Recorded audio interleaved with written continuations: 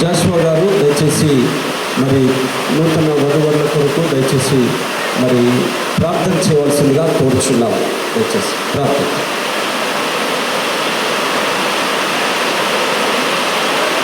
ప్రార్థించుకుందాము.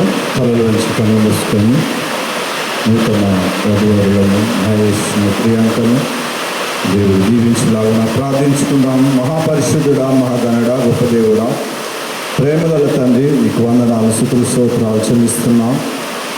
అయ్యా, నిన్నటి దినము వివాహము ఘనంగా జరిగించి ఈరోజు రిసెప్షన్లో నిబిడలు నిలిపిన విధానం బట్టి నీకు వందనాలు చెల్లిస్తున్నాం.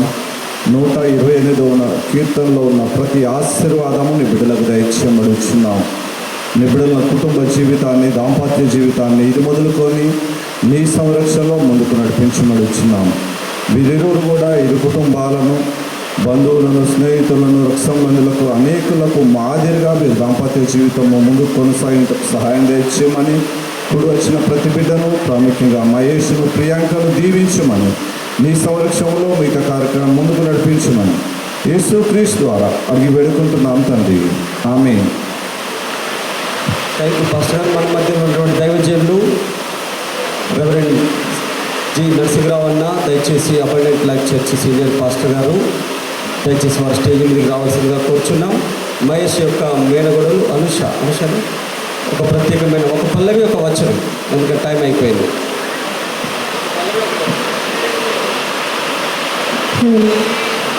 దీవించవే సమృద్ధిగా నీ సాక్షిగా నన్ను కావాలని, ప్రేమించవే నన్ను ప్రాణంగా, నీ కోసమే నన్ను బ్రతకమని, దీవించవే సమృద్ధిగా నీ సాక్షిగా నన్ను తాగమని, ప్రేమించవే నన్ను ప్రాణంగా, నీ కోసమే